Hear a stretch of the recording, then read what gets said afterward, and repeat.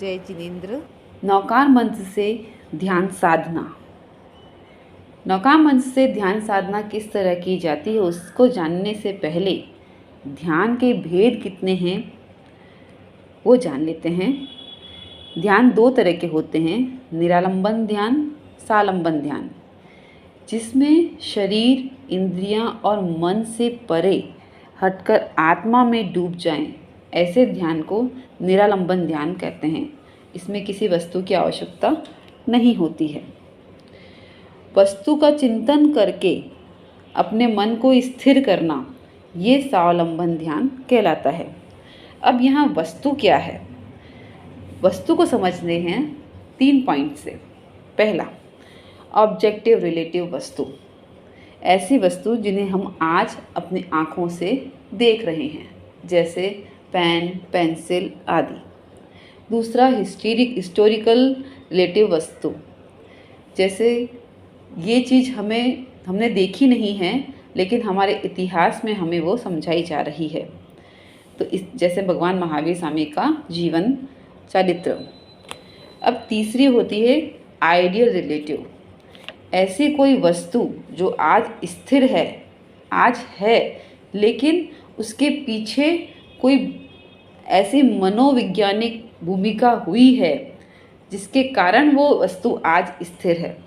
उदाहरण के लिए हम आज देरासर देखते हैं, वो एक ऑब्जेक्ट है, लेकिन पहले किसी के मन में देरासर बनाने की और उसमें प्रतिमा स्थापित करने की और उस प्रतिमा के गुणों को अपनाने की भावना रही होगी, जो सत्य है, और सत्य है इसीलिए वो आज भी मौजूद है। चलिए इसे और भी आसान तरीके से समझते हैं। एक छोटी सी कहानी लेते हैं। एक बार की बात है, एक व्यक्ति को मृत्युदंड की सज़ा सुनाई गई थी। जब वह व्यक्ति जेल में गया तो एक मनोवैज्ञानिक ने न्यायालय से सहमति प्राप्त करके अपराधी के साथ बात की कि आप मरने वाले तो हो ही, यदि आप कोबरा के डंक से मृत्यु स्वीकार करें तो हमें हमारे वैज्ञानिक शोध में एक बहुत बड़ी उपलब्धि प्राप्त होगी। अपराधी उनकी बात से मान गया। मनोवैज्ञानिक ने कहा कि हम 29 दिन तक आपके हाथ खोल के, पैर खोल के और खुली आँखों से कोबरा के डंक मारने की प्रैक्टिस करवाएंगे। आपको डंक नहीं मारेंगे, सिर्फ प्रैक्टिस करवाएंगे, और 30वें दिन आपके आँख और हाथ पैर बांधने के बाद कोबरा का डंक आपको दिया जाएगा। अब अपराधी ने बात स्वीकार कर ली।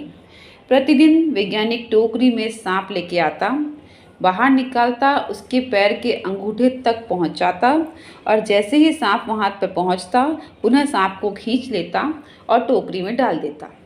29 दिन तक यही रिहर्सल होता रहा।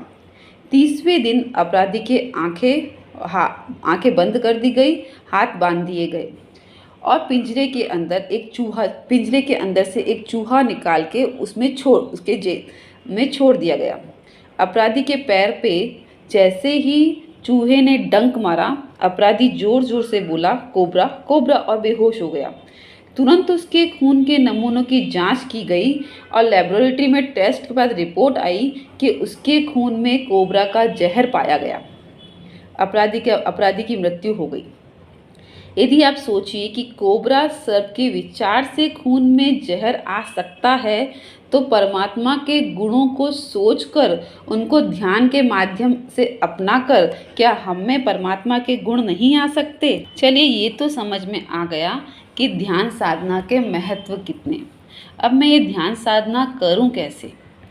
सबसे पहले 5 इंद्रियों को शांत करना है, विषय वासना से शांत करना है, और शांत करने के पश्चात नमो अरिहंताणम के 7 वर्णों को इंद्रियों में स्थापित करना है। अब उसे इंद्रियों में कैसे स्थापित किया जाए? इंद्रियां तो 5 है और वर्ण हो गए 7, तो इसे इंद्रियों में स्थापित कैसे करें? इसे स्थापित करने के लिए सबसे पहले आँख बंद, चित्त का ध्यान करते हुए जीभ में न, नासिका में मो, बाहीं आँख में अ, दाहिनी आँख में री, दाहिने कान में ह, और ठोड़ी में ता, बाहें कान में ण। इस प्रकार वर्णों को उच्चारण करते समय अपने हर एक इंद्री में सातों जगह स्थापित करते हुए ऐसा सोचना चाहिए। जब वर्णों को उच्चारण करें तो उच्चारण बहुत तेजस्वी होना चाहिए, ध्वंस होना चाहिए और उज्जवल होना चाहिए, स्पष्ट होना चाहिए। भावों में ऐसे भाव होने चाहिए कि हे अरिहंत प्रभु, मेरा देह शांत हो चुका है, स्थिर हो चुका है, विषय वासना से दूर हो चुका है। अब आपके इन वर्णों को मैं अपने इंद्रियों के माध्यम से शरीर के अंदर प्रवेश करवा रही हूँ और आपसे प्रार्थना करती हूँ कि ये मेरे शरीर में ही स्थापित रहे। इस तरह लगातार प्रयास करते रहने से मन शांत होता है। मैं ये नौकार का जो ध्यान कर रही हूँ, आराधना कर रही हूँ, जो ध्यान साधना कर रही हूँ, इससे मुझे प्राप्त क्या होगा?